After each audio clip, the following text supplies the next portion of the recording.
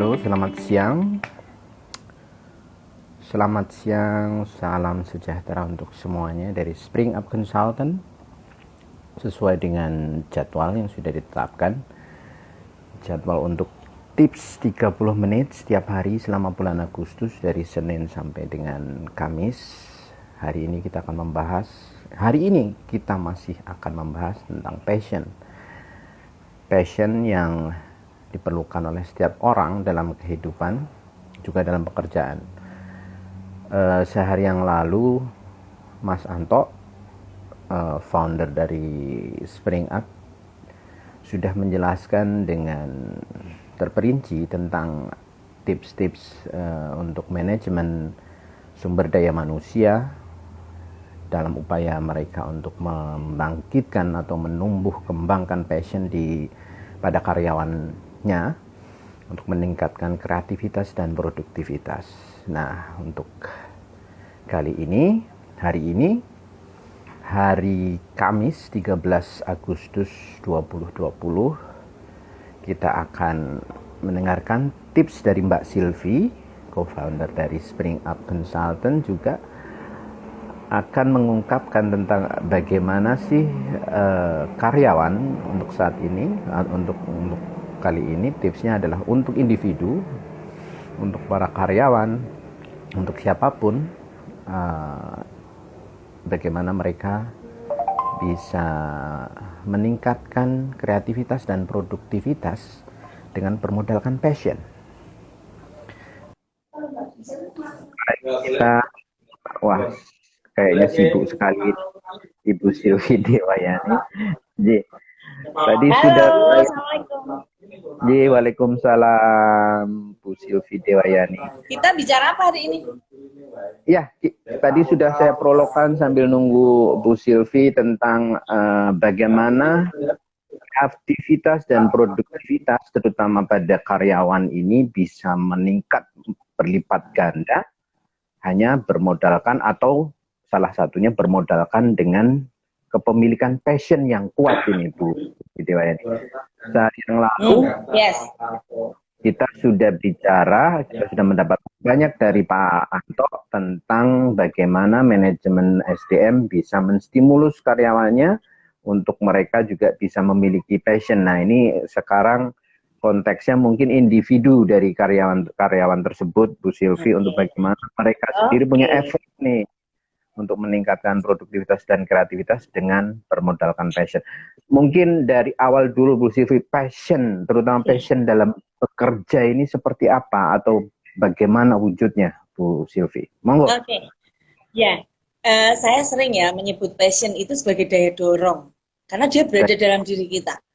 Nah, setiap orang itu dia punya daya dorong dan itu unik untuk setiap manusia ya. Sebagian besar orang yang menyadari daya dorongnya, yang tahu mengenai passion ya, daya dorongnya itu dia bisa bekerja apapun, dia akan menikmati pekerjaan itu. Misalnya saya sekarang lagi di KPAID, sebelah kanan saya ini ada teman saya yang juga Satgas di COVID-19 ya. Beliau tuh tiap hari, hampir setiap hari harus bergelut dengan pemakaman COVID lah, inilah, karena tugasnya memang seperti itu. Kebayang ya pekerjaan seperti itu pada seseorang yang tidak punya passion, yang tidak punya daya dorong ke arah ya, karena dia memang suka. Kalau kita berkaca mengenai daya dorong, ya sesuatu yang kita sukai, sesuatu yang menjadi interest utama diri kita. Setiap pekerjaan yang mempunyai titik di mana dia adalah titik yang dia sukai. Kalau di dalam teorinya Ikigai, nah ini kita sekalian kenalan Ikigai ya. Ikigai itu adalah sebuah konsep di Jepang yang mencoba untuk mencari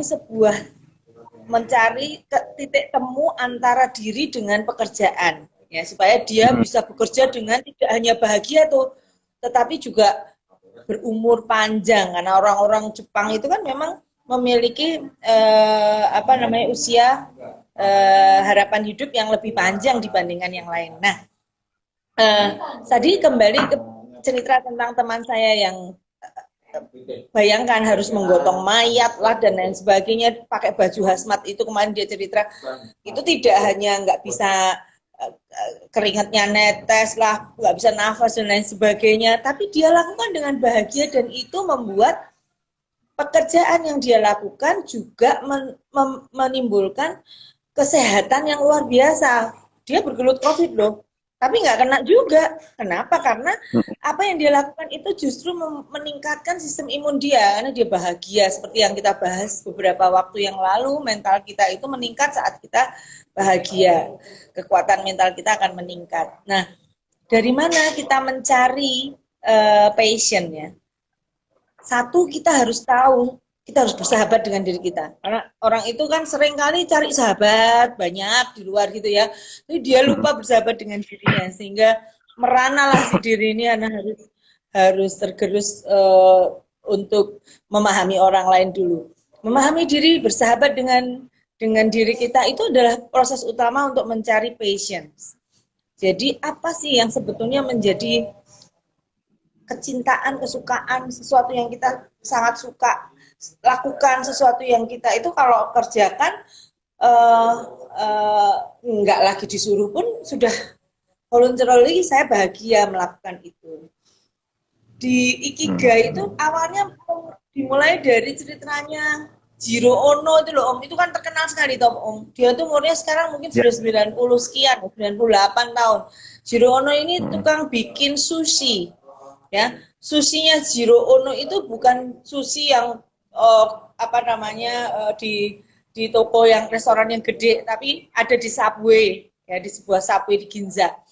Di Subway kecil, kursinya cuma 10, tapi orang untuk makan sushinya dia itu harus ngantri berjam-jam untuk dapat seatnya, dan harganya sekitar $240. Mereka sangat rela. Kenapa? Karena sewaktu mengerjakan sejak muda, Jiro Ono itu mempunyai passion yang besar. Dia suka, dia cinta, dia bahkan bangga waktu dia harus memilih ikan salmon sampai dia bisa niteni apa ya?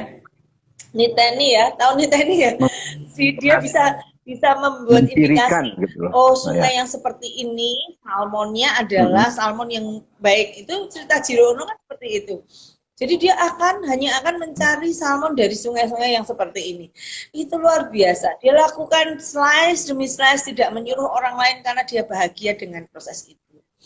Jadi Ikigai adalah sebuah resep hidup di mana dia mempunyai pengenalan terhadap passion, dan passion itu dia gunakan untuk dia kombinasikan, dia lakukan, dia kawinkan dengan profesinya. Itu kira-kira. Nah, ini nyambung kemarin dengan apa yang disampaikan oleh Mas Anto, bahwa memang di awal pun pada saat seseorang itu bekerja atau berwirausaha, ini mereka juga sudah memiliki satu engagement gitu ya, Bu Sylvia. Ya, betul. Harus semacam kerentek kalau bahasa Jawanya itu, atau kemantapan hati itu. Tadi disampaikan oleh Bu Sylvie bahwa memang untuk akhirnya nanti mendapatkan passion itu harus bermula dengan suka dan betul-betul memiliki satu keikatan dengan apa yang dikerjakannya ini. Nah, ini bagi misalnya new employee misalnya Bu Sylvie, ini apalagi dalam kondisi sekarang ya, pekerjaan ini tidak bisa memilih. Kadang-kadang kita ditempatkan di suatu posisi yang jauh dari kompetensi kita atau keinginan kita. Nah, ini bagaimana dengan kondisi yang seperti ini, Bu Sylvie? Saran Bu Sylvie. Ya, oke. Kalau saya sih lebih cenderung mengajak teman-teman terutama milenial itu untuk sifatnya lebih proaktif ya. Means kita tidak bereaksi terhadap sesuatu yang datang, tetapi kita sudah menyiapkan bahkan secara aktif mencoba untuk mendorong apa yang ada pada diri kita itu untuk bisa diterima oleh pasar atau masyarakat. Jadi karena di awal orang itu kalau bekerja mencari rasa suka dan cintanya pada pekerjaan tersebut, uangnya kan akan datang. Karena Betul. kan seringkali kebalik ya, kebaliknya itu kan karena yang dicari kan uangnya dulu sebetulnya. Ya. Honor, gaji dan lain sebagainya itu kan dampak seharusnya ya. Dampak dari sebuah proses yang kita lakukan. Nah, target kita itu kan harusnya sesuatu yang membuat kita bahagia. Well, kita selalu mencari yang disebut income dalam arti uang itu kan kemudian membuat kita drive-nya, pendorongnya, push-nya, itu kan dikendalikan oleh orang lain, bukan dari diri kita sendiri. Itu yang jadi masalah. Maka kalau saya sih ya, ayolah teman-teman, kalau teman-teman milenial pasti lebih kuat-kuat lagi zaman sekarang kan ya, mempunyai tidak hanya daya juang tetapi juga bagaimana dia tahu dan memahami mengenai dirinya, terutama yang disebut passion. Orang gampang ya membicarakan mengenai passion dan lain sebagainya, tapi nggak banyak loh yang melakukan. Ada sebuah buku judulnya Aspiration. Buku itu Bob Aubrey ya namanya ya, pengarangnya. Buku itu bercerita bahwa ada program yang disebut strategic planning yang diberikan kepada anak-anak lulusan SMA di Prancis, di Eropa ya, di mana anak-anak lulus SMA itu sudah mulai memahami apa yang sebetulnya saya suka, passion saya itu ada di mana. Lalu dibangun dreams. Kalau dreams itu daya penarik ya. Kalau bayangan saya sih dreams itu ada di luar, narik. Kalau passion ada di dalam dan dia mendorong. Om Yasin bisa membayangkan toh kalau antara dreams dan passion ini, antara visi dan mimpi dan daya dorong dan daya penarik ini satu garis gitu ya, satu buah benang merah. Wow, itu luar biasa pasti. Kekuatan kita untuk mengarahkan diri kita kepada apa yang kita sukai sambil berkembang menuju cita-cita kita itu akan menjadi sangat luar biasa. Saya kira itu, Bang. Sekarang kan kadang-kadang banyak ya yang bekerja tapi tidak tahu dream saya itu di mana. Lowongannya sekarang yang kosong apa? Akibatnya diterima tapi kemudian they almost killing themselves tiap hari. Maaf ya kalau di Amerika itu orang punya ini loh, same shit different day gitulah kira-kira ya. Same shit different day gitu. Gini lagi gitu ya. Dan itu kalau sampai same shit different day itu ya, itu menurut saya loh ya, itu sebenarnya dia sedang melakukan penyiksaan pada dirinya sendiri. Tapi tidak pada orang-orang yang mempunyai reason for being. Orang yang mempunyai alasan untuk menjadi sesuatu, dia pasti akan bisa mendrive dirinya, mendorong dirinya. Ke arah mana? Arahnya adalah dreams-nya. Jadi ada daya penarik, ada daya pendorong. Yang itu kalau dimainkan dua-duanya, dan kita sadari bahwa itu dua-duanya memiliki keselarasan atau benang merah, wow, pasti melejit dia. Berbahagia, tapi juga berprestasi. Ya, itu saran untuk teman-teman. Perusahaan yang punya karyawan kayak gitu kan beruntung banget. Ya, kalau di split up kita nyarinya yang seperti itu, Pak. Jadi kalau digabungkan, dikombin dengan apa yang kemarin disampaikan oleh Mas Anto dengan apa yang sekarang ini disampaikan Bu Sylvie, jadi tarik ulur ini yang tadi disampaikan Bu Sylvie juga bisa nantinya diterapkan di lapangan kerja. Manajemen HRD bisa menciptakan suatu environment yang menstimulus passion. Individunya juga punya effort sendiri ya Bu Sylvie ya, untuk terus memiliki satu daya tarik dan daya dorong dari internal dan dari luar untuk dia juga mendapatkan passion gitu ya. Plus satu lagi, saat dia menyeleksi pun, kalau saya ya, saat menyeleksi pun, jadi prosesnya itu kan kalau yang namanya human resource management kan mulai dari attractiveness dan seleksi ya.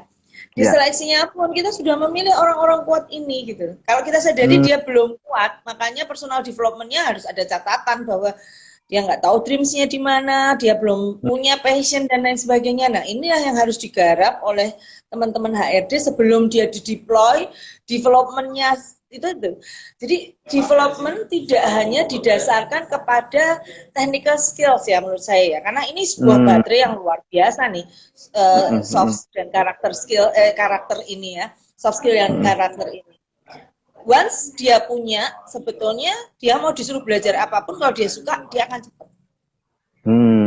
Ya, Tapi ya, kalau ya. dia sudah tidak nyaman, dia tidak, bahkan sebenarnya tidak nyamannya bukan salahnya perusahaan juga, karena orang yang mau masuk itu nggak tahu aku ini sebetulnya apa. Nah itu Ya. jangan pernah menerima deh anak-anak yang atau teman-teman yang apa namanya nggak tahu dia sebetulnya passionnya apa gitu, karena itu kita akan kesulitan sendirilah.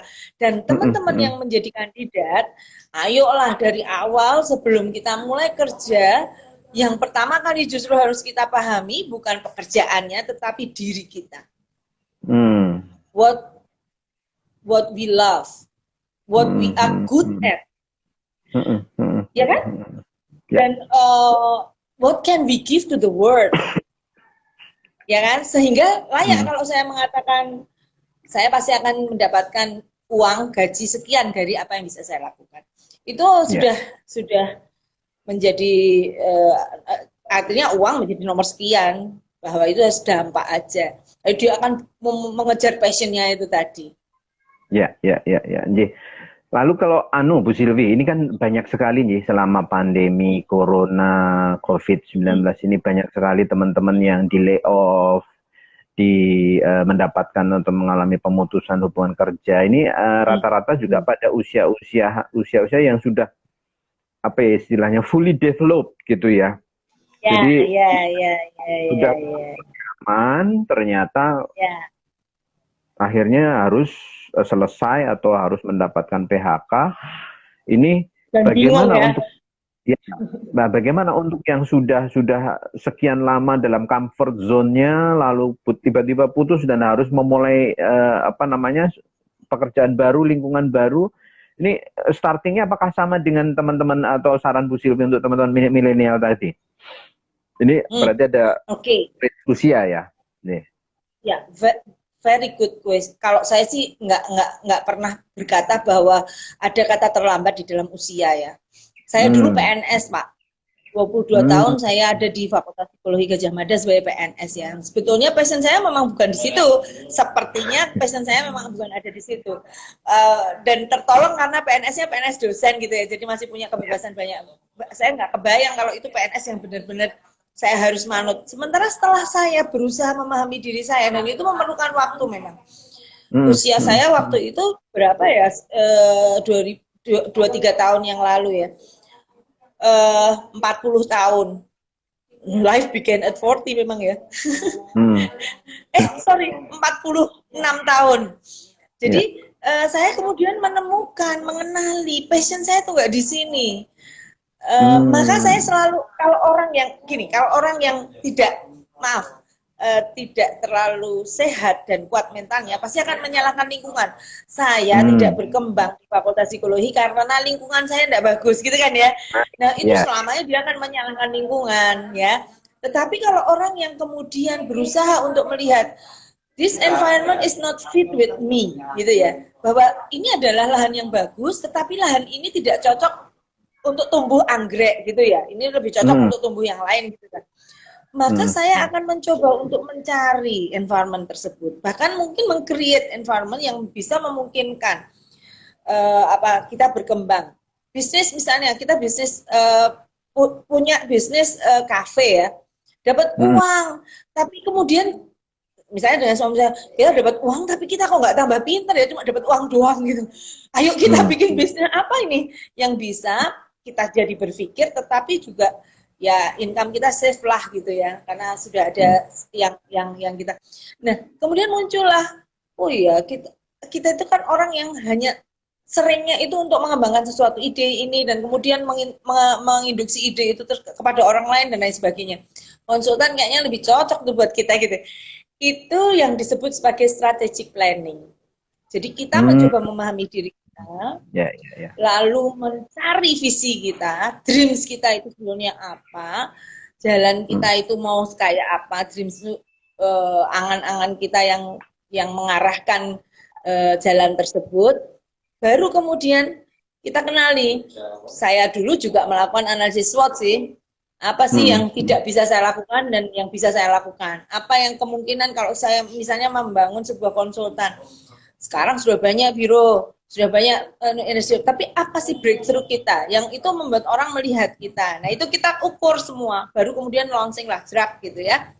Jadilah Spring Up ini yang kemudian menurut saya I'm happy with it. Saya bekerja tidak hanya mengerjakan sesuatu yang harus saya lakukan, but I do something that I love to do. Nah itu luar biasa, Mas. Selain kita bahagia, kita juga panjang umur.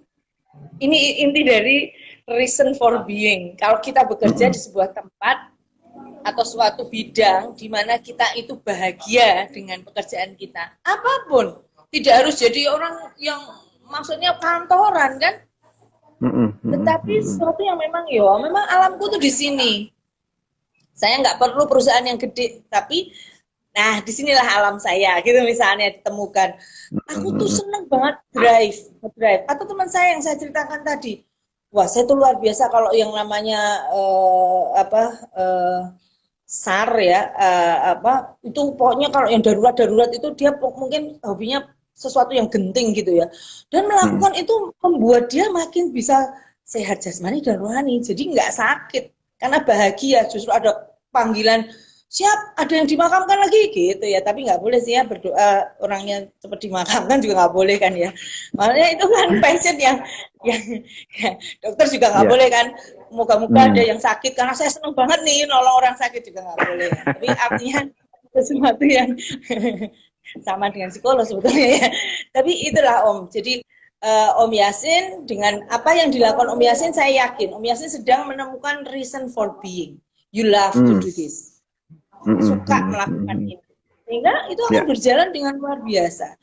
Bunga yang kita tanam dari sesuatu yang menjadikan reason for being itu, sesuatu yang menjadikan kita senang terhadap apa yang kita lakukan, itu loh, uang is nothing, nanti akan datang sendiri itu. Apalagi wirausahawan loh Om, apalagi wirausahawan. Wirausahawan ngejar untung, mati di tengah jalan pasti, percaya saya. Tapi wirausahawan mengejar passion dan dreams dia, menggunakan passion dan mengejar dreams dia, wah udahlah pasti akan terus gitu jalan. Jadi poinnya it is never related to age ya Bu Sylvia. Jadi tidak pernah ada kata terlambat seseorang itu untuk menemukan passionnya. Saya jadi ingat Kolonel Sanders, saya KFC ini. Ya, terus apa namanya? Ya pemilik pencipta Mickey Mouse itu juga pada usia yang tua ya, Disney ya, Walt Disney. Jadi itu, dan bagaimana kita memiliki strategic planning pada saat comfort zone kita yang sudah berpuluh-puluh tahun dibangun ternyata harus ambruk kita mulai dari awal. Nah, memang kita juga harus membutuhkan strategic planning selanjutnya itu tadi ya Bu Sylvia. Boleh nggak kalau saya berargumen sedikit ya? Jadi sebenarnya kita bekerja harusnya di comfort zone ya. Kalau saya loh ya, maksud saya gini, selama kita bekerja sesuai dengan apa yang kita suka, apa yang kita cintai, ya kan? Mau numpak motor, mau numpak apa, gue sesuatu yang kita sukai itu. Karena itu sesuatu yang kita sukai itu menjadi nyaman, dan itulah yang dilakukan oleh Jiro Ono. Dia tidak pernah membangun restoran gede, karena menurut dia, saya hanya bisa melayani 10 orang kok satu kali ini. Itu luar biasa kan? Itu yang disebut strategic planning dia. Dia merawat dirinya, merawat passionnya, merawat energinya, dan orang tuh datang tuh, Jiro Ono itu dapat Michelin 3 stars mungkin ya, restorannya itu adalah penghargaan restoran terbaik internasional gitu loh Pak. Dan itu hanya ada di Subway kecil gitu. Saya sendiri belum pernah makan karena pasti mahal banget itu. Jadi susunya. Jadi tetapi kalau saya lihat di ini, setiap orang yang punya passion, setiap orang yang punya daya pendorong yang besar, dia pasti sukses kok. Hampir setiap orang yang kita lihat, kalau kita belajar di Lesson from the Top, ada buku judulnya Lesson from the Top. Kalau mau pinjem boleh hubungin saya ya, boleh difotokopi itu, karena sekarang mungkin udah nggak terbit lagi, dan buku itu bagus banget, luar biasa itu ya. Lesson from the Top ini bercerita si Trin dan Nev ya penulisnya. Dia itu mewawancari 50 orang CEO yang sukses di dunia, belum tentu di akhirat, karena dia nggak survei di akhirat ya, lagi survei di dunia, survei di akhiratnya belum dapat izin. Nah, 50 orang ini dia tanya, ya diantaranya si yang punya Starbucks, siapa namanya, kok bisa lupa ya. Kemudian GE Light, ya, General Electric, City. 50 orang termasuk Bill Gates ya. 50 orang ditanya. Pertanyaannya cuma, apa sih kok kamu bisa sukses kayak gini gitu ya? Kenapa kamu bisa sukses gitu ya? Di akhir buku itu, 50 itu kan dicerita. Di akhir buku itu kemudian dituliskan ada 10 sifat yang dimiliki oleh orang-orang ini. Yang itu kalau saya selalu saya cerminkan, saya coba untuk lihat pada diri saya sendiri. Yang pertama adalah passion. Mereka semua tidak ada yang tidak punya passion di dalam apa yang dia sedang kerjakan. Kemudian yang kedua semangat, energetik. Nggak ada di antara 50 orang yang tadi itu sukses, dan mungkin ya tidak ada orang sukses yang tidak energetik ya. Orang yang lemas, pelat kelet, tangi turu wegah, ya, lesat-lesot ngarep TV, menurut saya dia tidak akan pernah sukses. Orang yang sukses adalah orang yang memang mau bergerak. Orang yang kemarin kita seger ya, seneng gerak ya kan. Gerak. Nah, bukan yang mager, orang mager nggak akan sukses. Kemudian, kemudian juga dia yang bisa fokus on doing the right things right. Kita ini terlalu nyinyir sama orang lain. Sebelum kita ngerasani orang, maka kita lihat dulu dong apa yang sedang kita lakukan, perbaiki apa yang sedang kita lakukan. Fokus on doing the right things right. Dan itu luar biasa. Hampir semua orang, 50 orang yang sukses itu selalu melakukan fokus on doing the right things right. Kemudian positive thinking, pastilah ya orang yang positive thinking, orang yang sudah negatif thinking. Kalau positive thinking itu namanya negatif thinking, ini agak berat nih. Gitu ya, jadi kita harus mengisi positive thinking dulu, bukan kira-kira belum udah berburuk sangka terhadap, apalagi terhadap Tuhan kan sudah susah ya. Kemudian yang keenam ajaib nih, 50 orang tersebut tidak pernah ada yang selingkuh. Nah, coba tuh. Aku suka buku ini Om, karena memang itu luar biasa ya. Itu disebutkan, nggak ada orang yang ditulis di situ itu pernah selingkuh. Dia ada tulisannya bisa. Kebayang ya, orang selingkuh itu energinya biasanya digunakan untuk kerja. Dia malah bingung nih mau menyembunyikan. Kalau klien-klien saya itu suka namanya diganti nih, namanya si Tina gitu jadi Slamet gitu loh. Slamet pagi-pagi nanyain kamu sarapan apa gitu. Nah, energi yang harusnya digunakan untuk sembunyi itu kalau digunakan untuk bekerja kan luar biasa itu ya. Jadi salah satu, dan menghargai waktu. Nah, ini yang ini saya memang harus belajar banyak nih, menghargai waktu itu. Kemudian berani bermimpi. Nah, dare to dream. Kita kadang-kadang bukan apa-apa, tapi yang menentukan kita menjadi apa-apa itu mimpi kita kan, karena itu yang akan mengarahkan hidup kita. Jadi kira-kira daya penarik, mimpi, dan daya pendorong harus kita temukan. Whilst kita memang harus menyelaraskan, jangan sampai daya penarik dan daya pendorongnya gesek, kan bahaya juga. Itu perannya strategi. Berarti kalau dianalogikan bisa seperti ini ya Bu Sylvie ya, bahwa comfort zone di kehidupan, di pekerjaan itu adalah hak segala bangsa sebenarnya ya. Nah, perjuangannya inilah meraih kemerdekaan comfort zone ini memang harus dari internal sendiri, harus memiliki passion itu tadi. Ngaten sih, mungkin kalau dianalogikan. Ya, betul. Jadi untuk meraih comfort zone itu sebetulnya lebih dipengaruhi dari bagaimana kita mengenal passion kita, sesuatu yang membahagiakan kita. Kita bekerja di titik sesuatu yang membahagiakan kita, semuanya akan menjadi zona nyaman.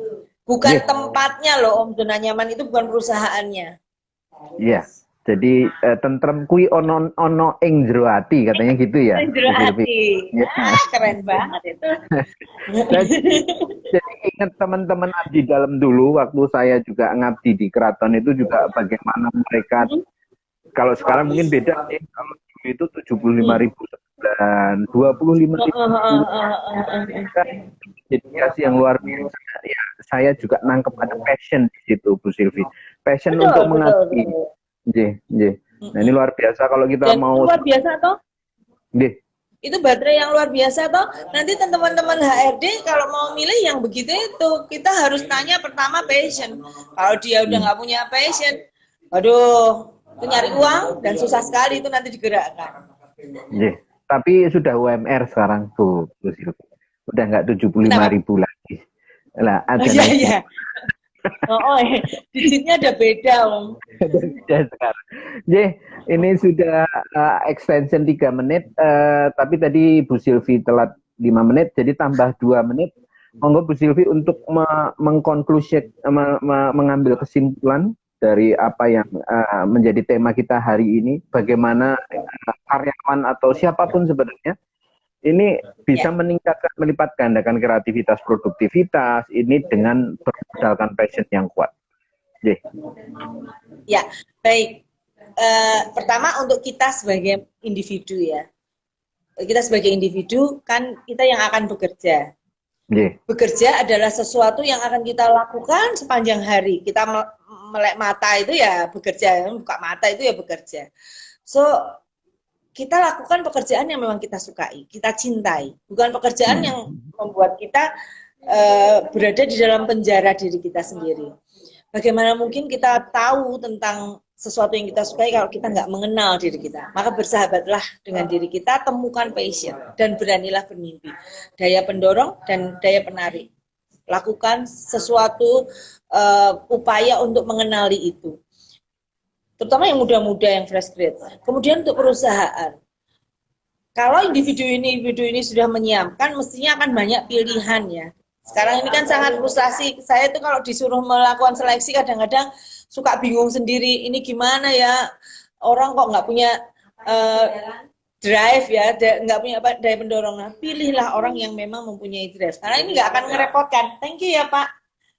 Nggak akan merepotkan perusahaan, nggak akan justru akan menjadi salah satu unsur yang bisa mendongkrak perusahaan tersebut. Jadi teman-teman HRD kalau mau menyeleksi, oke lah hard skills itu memang sesuatu yang perlu, tetapi carilah, galilah orang-orang itu dari sisi passion tadi. Jadikan passion sebagai salah satu unsur di dalam seleksi kita, yang itu yang utama menurut saya. Dan passion ini nggak bisa diukur dari alat tes psikologi yang begitu-begitu aja ya. Memang kita harus gali bener. Kalau perlu dia disuruh nulis. Kalau di Spring Up itu ada namanya PSP ya. Kita minta mereka membuat sebuah tulisan mengenai strategic planning mereka, personal strategic planning mereka. Lalu dari situ kita lakukan penggalian apakah mereka mempunyai drive yang besar atau dia hanya sekedar ya begitulah ya. Itu nanti akan menjadi catatan khusus bagi kami untuk memberikan rekomendasi kepada perusahaan. Gitu Om. Sip. Makasih sekali Ibu Silvi untuk 30 menitnya. Dan teman-teman yang tadi tidak mengikuti dari awal bisa melihat di feed IG spring.up. Kita akan bertemu lagi di Senin depan karena